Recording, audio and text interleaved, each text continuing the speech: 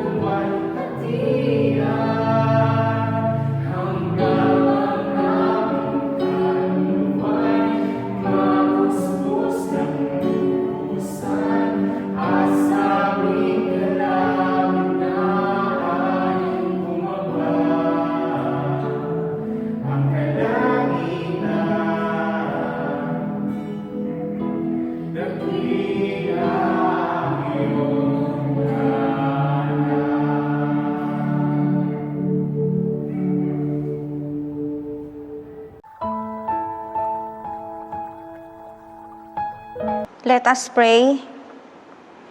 Heavenly Father, I pray that you cheer up and refresh our spirit, gladden our heart and mind, so that we may sing your glory, even when overwhelmed by despair and difficulties. Guide us towards your light and be our refuge.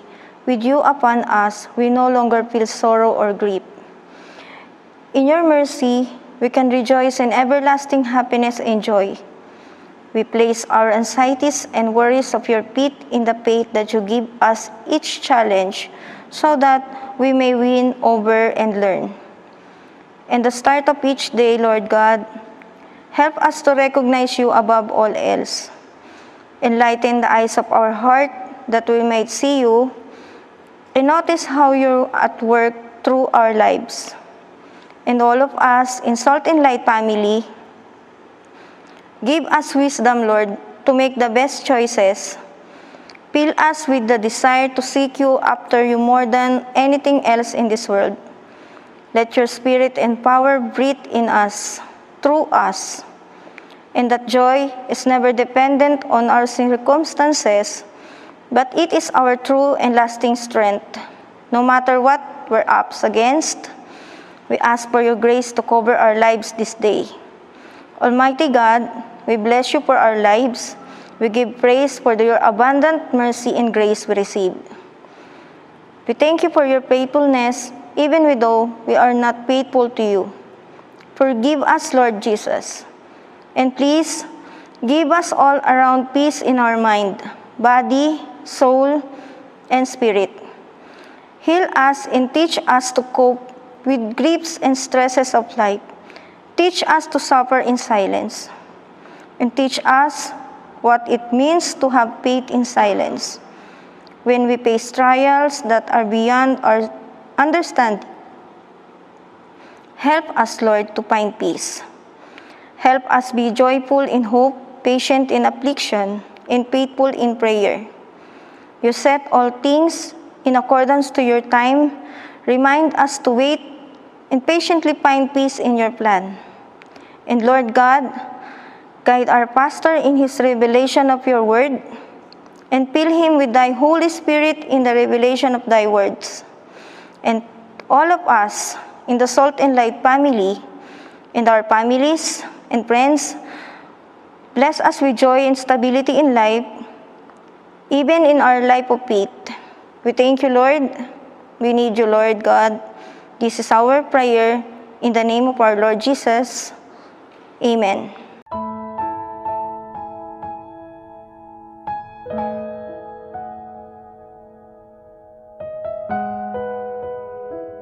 Let's pray for our tithes and offering. Dear God, you are our Abba Father. You are the Savior, Jesus Christ. You are our helper, Holy Spirit. Thank you so much for your provision and protection in our life of journey, Lord. As we worship in this moment, Lord, we want to dedicate our life through tithes and offering, Lord. Lord, receive this offering to expand your kingdom, especially in this place, Lord. Lord, thank you. Give and bless our all the members, especially those who are sick right now, Lord. Lord, heal them in the name of Jesus Christ, Lord. Lord, thank you. In Jesus' name we pray. Amen. Greetings in the name of Jesus Christ. As we celebrate Lord's Day today, now we are in the week of July 4, 2021. If you are new with us today, we want you to feel at home and know that this is a safe place and we're so glad to have you here. For us, church is so much more than just a Sunday service, and we want you to know that there's a place that's perfect for you at Solteenlaït Christian Fellowship. Here are the announcements. Prayers are the best way to show our love for one another, so let us continually pray for our beloved family and friends in Christ, as well as our country, Philippines, and all the nations and other Christian churches. Let us also pray for our partner churches in Korea, family churches in San Juan, Batangas, Barangay Hugom, Barawalte, and Imelda, and also the Solteenlaït India, to be the channel of gospel and blessings. Even in this time of pandemic crisis, let us be united in prayer and share the love of Jesus Christ. We at Salt and Light is encouraging everyone to do a chapter a day, a daily devotion to walk in the Lord and live our lives according to His will. Let us follow the lists of the chapters below so that we continue to enrich our spiritual bodies and stand together in faith every day.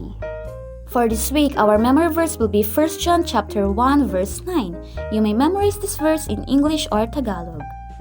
We encourage all our members to take a video of yourself memorizing our 3 weeks of a memory verse a week.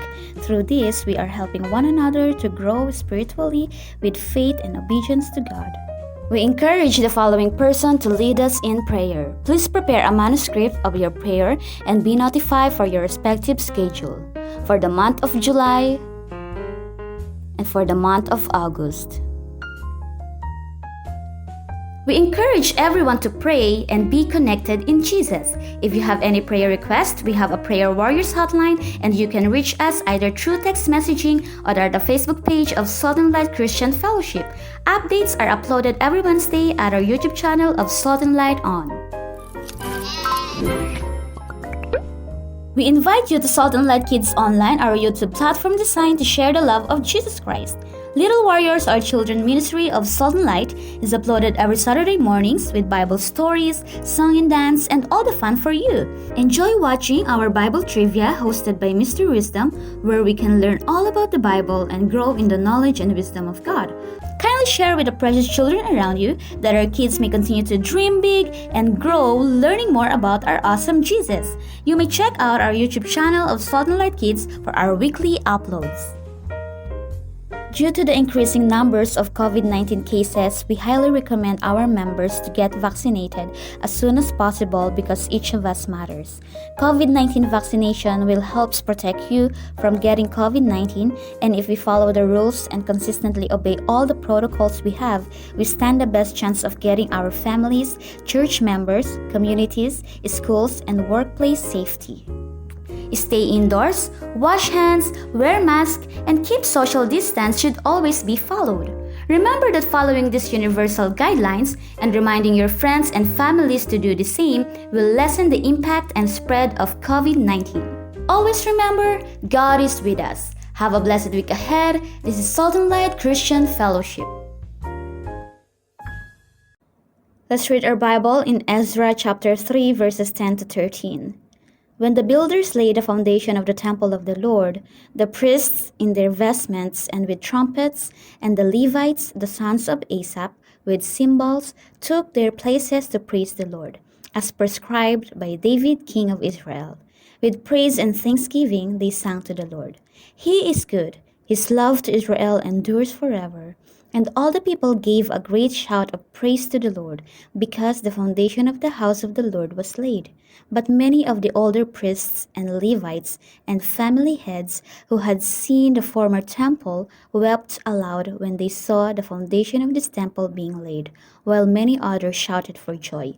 No one could distinguish the sound of the shouts of joy from the sound of weeping, because the people made so much noise, and the sound was heard far away. This is the word of God. Amen. Good morning, my Salt and Light family. Shalom. Welcome to our Sunday online worship. And for the message this morning, nais kong daling kayo sa aklat ni Ezra, chapter 3, verses 10 to 13. The title of my message is about rejoicing or weeping. Okay, this event took place when the Israelites people began the work of rebuilding the temple and laid its foundation. For many years, the temple of God in Israel, in Jerusalem, is in ruins. This temple is the symbol of God's presence among His people. It is their central place of worship and sacrifice. This temple is the symbol of God's covenant and God's love for His people. Pinangako ng Panginoon na sa templong ito, ilalagay niya ang kanyang pangalan. It will bear His name. Therefore, it is Israel's pride as a nation. But for many years, the temple was laid in ruins.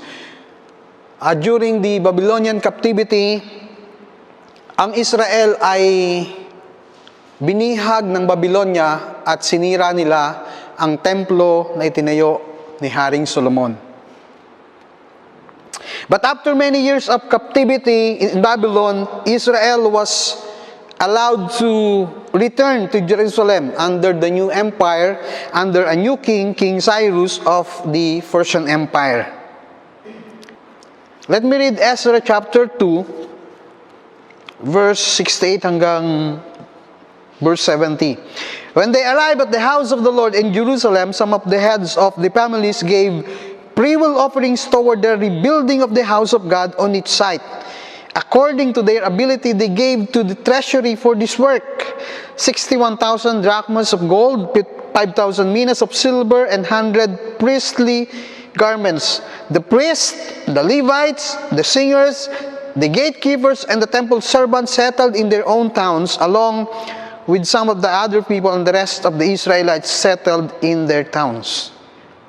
The work of God cannot be accomplished without our cooperations, our contributions, and sacrifices. Makikita natin dito na nagtulong-tulong sila when they return to Israel, when they return to Jerusalem, for the first time, some of them, nakita nila kung ang sitwasyon ng templo, na ito ay giba, ito ay wasak. At ang sabi dito, they contribute. They gave freewill offerings para sa pagtatayo muli ng templo ng Panginoon. It's a good thing.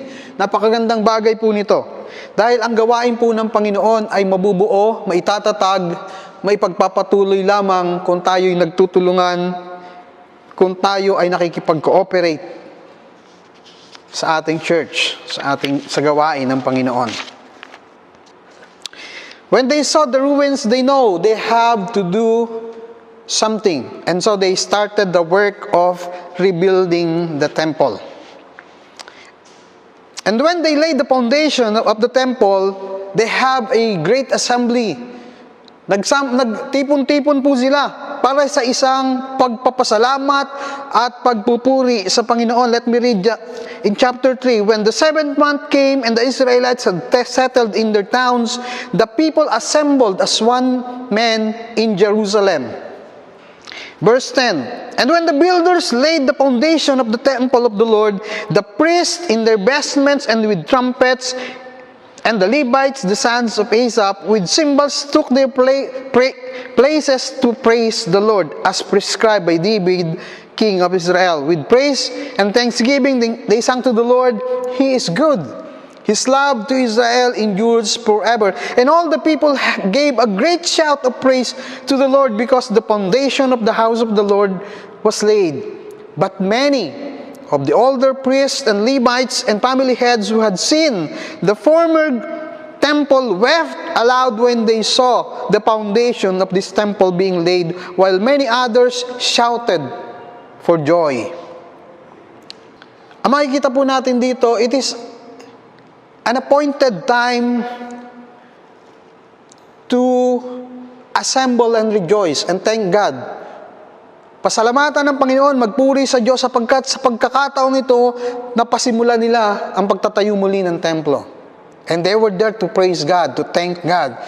Pero gusto kong pansinin po natin dito yung verse 12, but many of the older priests and Levites who had seen the former temple wept aloud when they saw the foundation of the temple being laid.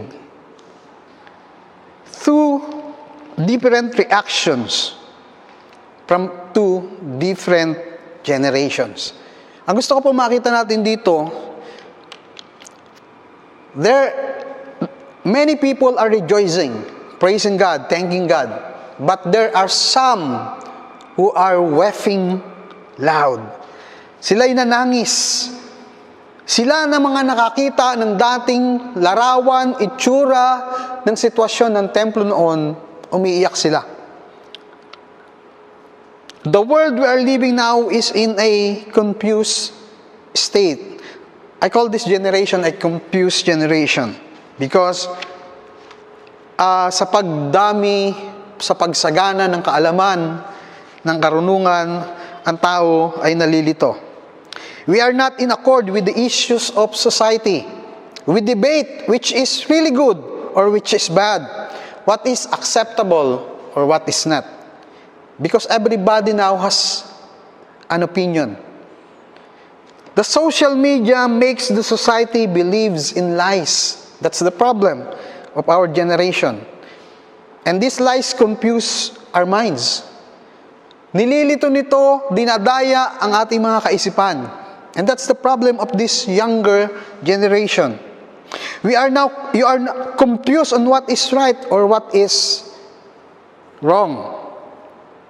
Sapagkat ang isang kasinungalingan na naipapaliwanag ng tama ay nagiging totoo sa mga nakapakikinig.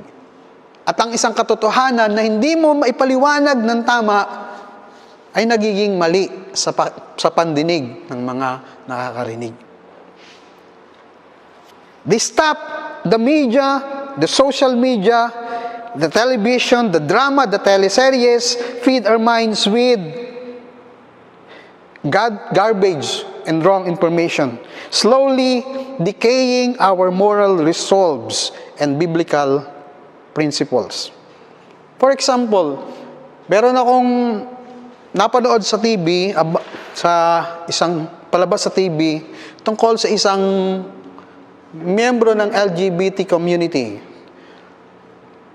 na ang eksena nung siya'y mamamatay na, ang lalaki, at siya'y nagpapaalam sa kanyang partner na lalaki din, ang sabi niya, huwag kang mag-alala sapagkat sa langit, pag nandun na tayo sa langit, malaya na tayo na maglambingan, magmahalan, at hindi na tayo huhusgahan. And many people applaud this kind of scenario. Many people approve of that kind of drama. Now, the rule of the social media is that you can say what you want as long as you respect each other's belief, respect the opinion of others. Sa panahon na lahat ay may opinion, ang ating pagpapalagay ay basta't hindi natin hinahamak ang pananaw at paniniwala ng iba, tama tayo. But let me say this, not all they believe is right. That's the problem. Hindi lahat ng pinaniniwalaan ng tao, tama. A more mature person is somebody who could firmly stand on what is right and have the courage to tell them the truth and correct them. And that is our role being a Christian. That is our job, to tell the world what is wrong and what is right, because we have the truth, we have this Bible. And kung mananatili tayong tahimik sa issue ng lipunan, maraming tao ang patuloy na patungo sa pagkadaya at sa kasinungalingan. What are the things we saw? Does our eyes really seeing the real condition of this world? The spiritual state of the church, the corruption of our youth, the moral decay among our leaders and among our church members. Hindi ba natin nakikita na sa panahon natin ngayon maraming mga tao ang tinatalikuran ang kabanalan at katwiran ng Panginoon, katwiran ng Diyos? Have you seen the lack of fashion among our present leaders? There's not enough visions. There's not enough dreams. Where is the passion, the wholehearted devotion to God? Where is the fire of our commitment to God? the undying love for souls. While the enemy is harvesting the souls of the unsaved, where is our passion to save the lost? Where is the heart for the mission? Asan ang puso natin sa pag-akay ng mga kaluluwa? There are many things that will break your heart. If we only allow God to just open our eyes and see the real truth happening around us, happening in the church, happening in our youth, in our leaders, there's enough to break our hearts. Yes, we need to thank God. Wala pong mali dito sa dalawang reaction na nakita natin. Tama po, kailangan nating magpasalamat sa Panginoon, magpuri sa Diyos sa maraming bagay na Kanyang ginagawa. Hindi ko po sinasabing mali yung mga taong naandun para magsaya, magpuri, magdiwang, dahil napasimulan nila ang pagtatayong muli ng templo. Ang sinasabi ko, we should never be satisfied on the little things we started. We should never be satisfied on our little success. We should allow God to open our eyes and see the need and let them break our hearts. Sometimes we need to feel the load, the burden, and feel the pressure in our own soul. Now, gusto ko makita ninyo na these old Levites, these old priests, why they are weeping? Bakit sila nanananis? Kasi nakita nila ang larawan, ang anyo ng lumang templo bago ito sinira ng mga kaaway. And we need this kind of vision. Kailangan makita natin ang tunay na larawan, disenyo ng Diyos. Sometimes we just focused on rebuilding. Na nakalimutan natin ang tunay na original na disenyo ng Diyos para sa atin. We need to feel the burden. We must allow God to break our hearts and do something. Let me quote Sir Alan Redpath, a British author, and he said these words: "You are never used of God to bring blessing until God has opened your eyes and made you see things as they are." I believe, mga kapatid, for God to renew, rekindle the fire, the passion sa mga puso natin, na tayo'y magpagamit sa Diyos, sa Panginoon, lakaran natin ang disenyo na gusto ng Diyos.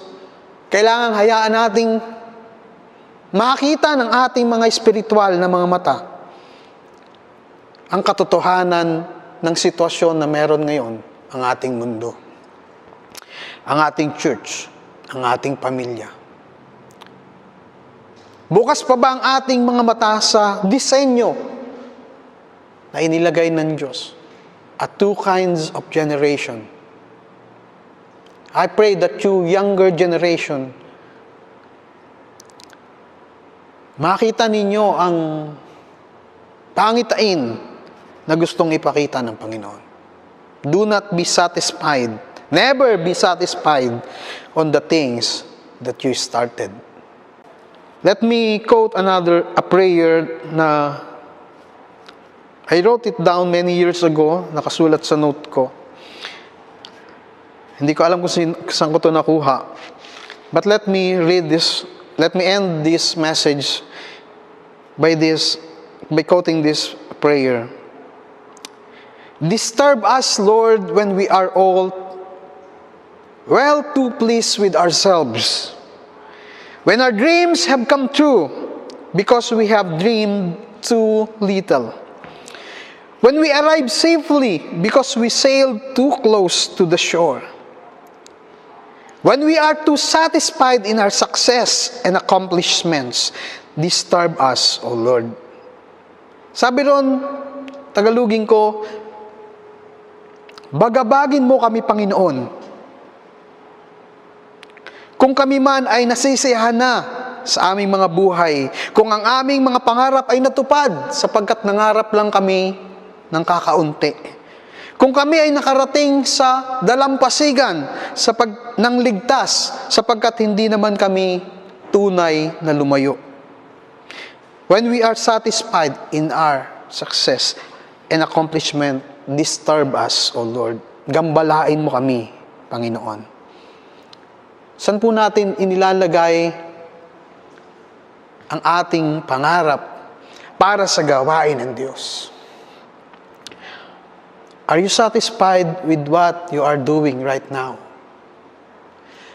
Masaya ka na ba sa relasyon mo sa Panginoon? Is that enough for you to rejoice? Or should we weep, seeing the rubble of unfinished task? Samahan niyo po akong manalangin. Dakilang Diyos, hayaan mong aming puso, Panginoon, ay maging tunay na bukas sa iyo.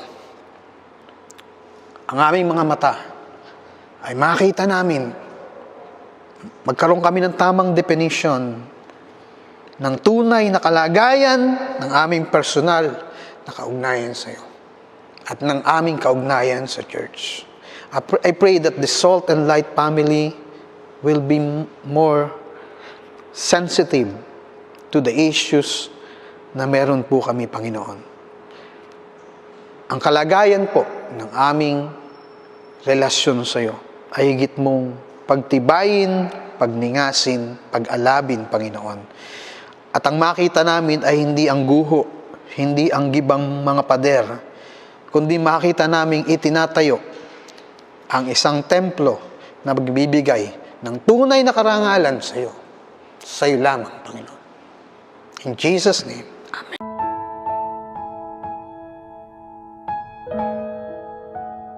Let's close our Sunday worship with benediction. The Lord bless you and keep you. The Lord make His face shine on you and be gracious to you.